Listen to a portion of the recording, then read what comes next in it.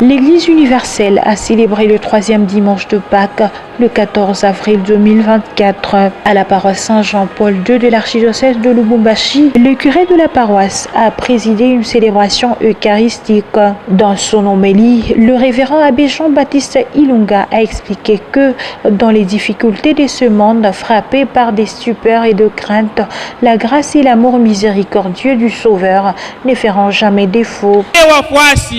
Walitambua kama huyu ni mfufuka, wanaenda kutangaza. Wakati anawatokea anawaelezea vile vile, musiwe na oga, ni mimi mfufuka katika wafu, amani kwenu. Na anapenda kuingia maisha ya kila mmoja. Kwa kuingia maisha ya kila mmoja anafanya nini? Anaomba. Mi hapa munanyangalia, niko kama vile nyinyi. Ni kusema anaingia maisha yetu.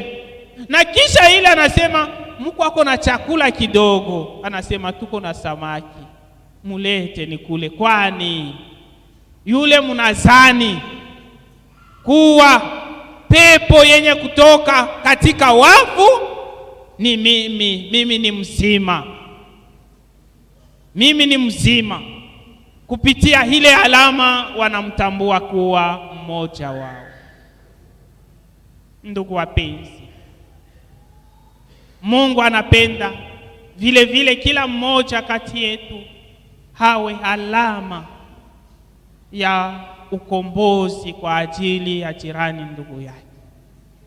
Na kwa kuwa alama ya ukombozi kwa ajili ya jirani ndugu yako, inakupasha kuwa tayari kumtangaza huyu Kristo mfufuka. Na wanatujulisha tena ya kwamba nguvu yake Mungu ndiyo ilimfufua Kristo katika wafu. Na nguvu yake Mungu ndiyo inahitaji kubadilisha maisha ya kila mmoja kati yetu. Haiko nguvu ya watu. Tusitie matumaini katika mtu. Unaweza leo kutia matumaini mwangu, siku moja maisha yangu itabadilika, na utapotesha matumaini, utarudi nyuma. Lakini kwake Mungu hakuna mabadiliko ya kuharibu maisha yako. Mungu anapenda wakati yote kubadilisha maisha yako kwa kuikamilisha zaidi. Na anakuomba tu neno moja, jambo moja. Ujue ya kwamba wakati wote unaingia katika magumu, wakati yote unakuwa unakwazwa, unaanza kusitasita na kujuliza, basi huyu Mungu mwenye natumainia, mwenye natumikia kila wakati, eko wapi? Naona kwamba wale hawamsadiki, wale hawamtumikie wanaweza, sisi lakini wenye kujitolea katika kazi yake tumesumbuka. Kumbuka ya kuwa yeye ndiye anakuwa na neno moja tu, na neno lake ni amani kwenu. La paroisse Saint-Jean-Paul II, située au quartier industriel dans la commune Kompemba, regorge un sanctuaire contenant le relique de son saint patron. En tout cas, ici, en ce qui concerne des reliques de Saint Jean-Paul II, nous avons cette grâce d'en avoir assez. Nous avons pratiquement 3 ou 4 reliques. Et entre autres, nous avons une partie de sa soutane qu'il avait portée le jour qu'il était attaqué, ou en tout cas le jour qu'il avait reçu des balles, le jour de l'attentat, le fameux attentat du 13 mai 1981. Alors cette soutane ensanglantée a été disposée comme d'habitude au Vatican, et alors nous avons eu la grâce d'en avoir une partie de cette soutane. Voilà, ça c'est un élément.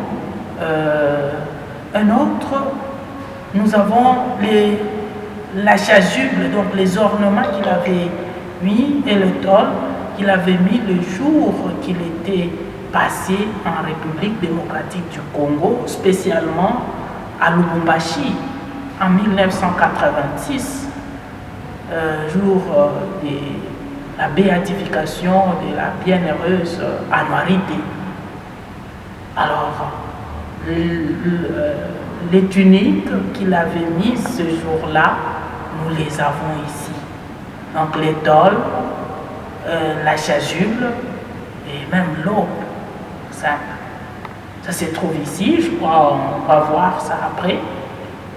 En plus de ceci, de cela, nous avons aussi les sièges qu'il avait utilisés ces jours-là, au cours de la célébration de la béatification de la sœur bienheureuse Anwarité.